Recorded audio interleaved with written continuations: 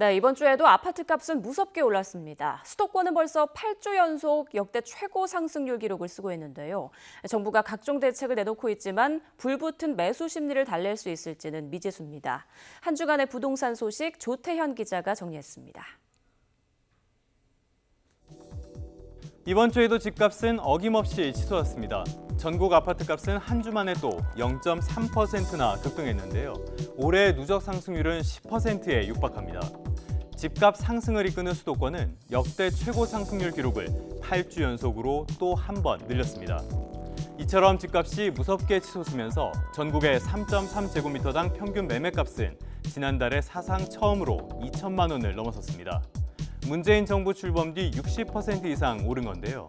대상을 수도권으로 좁히면 상승률이 무려 80%가 넘습니다. 주택 가격은 수요 대비 공급이 어느 정도 이루어져야 되는데 불구하고 공급이 이루어지지 않다 보니까 서울을 비롯한 수도권 전 지역이 가격이 오르고 있고요. 지방도 일부 지역은 풍선 효과로 가격이 오르고 있습니다. 그야말로 미친 집값에 정부 역시 대응에 숨이 가쁜 모습입니다. 이번 주에도 정책 발표가 이어졌는데요. 첫 번째는 누구나 집 프로젝트입니다. 집값의 10%만 내면 비교적 저렴한 임대료로 10년 동안 살다가 10년 뒤에 그 집의 분양권을 얻게 되는 구조인데요. 경기와 인천 등 수도권에 6천 가구 규모로 시범 사업에 착수했습니다. 하지만 이 사업이 계획대로 진행될지는 미지수입니다. 민간 건설사 입장에선 큰 수익을 기대하기가 어렵고 10년 안에 집값이 하락하면 오히려 손해를 보게 되는 구조라 사업에 참여할 이유 자체가 크지 않기 때문입니다.